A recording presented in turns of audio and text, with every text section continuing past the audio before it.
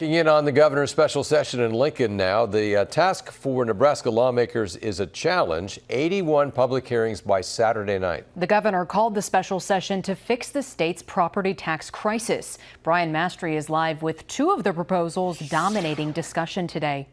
Aaron, John, the public hearing yesterday on the governor's plan to cut property taxes lasted nearly 11 hours.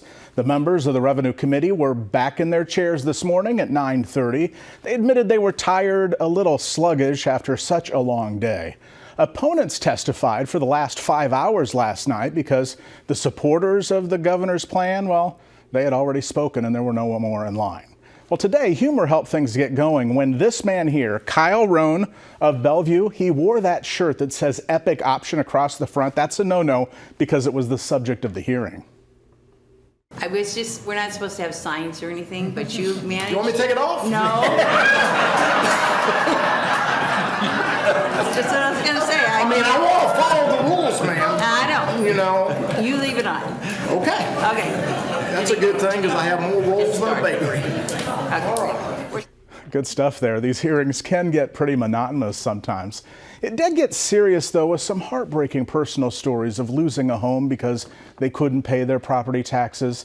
You may be familiar with this Epic Option that would be a statewide tax of around 7.5% on what we consume, and that would eliminate all income, property, and inheritance taxes. Opponents argued the tax would need to be at least 3 times that to cover the difference. Organizers failed to get enough signatures to put it to a vote of the people this summer. Senator Steve Erdman of Bayer believes this is the answer to the state's high property tax problem, and there was a long line of people who spoke in support of it. In 2011, I had to make the difficult decision to sell the ranch, but it had been in my family for almost 100 years. The major deciding factor was an increase in property taxes. I was paying almost as much for property taxes as I was for hay and feed.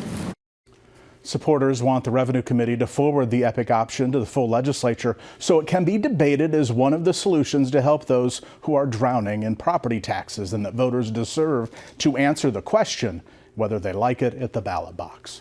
Now, in another hearing room just down the hall, General Affairs Committee heard testimony for and against online sports betting in Nebraska. Supporters believe this would add $32 million a year to the state coffers to help reduce property taxes, basing that number on what's happening now when people go to Council Bluffs to place their sports bets, because you have to be physically in Iowa to make them as it stands now. Senators heard data that said there are 64,000 active sports betting accounts in Nebraska, and 18,000 Nebraskans crossed into Iowa just to bet on football earlier this year.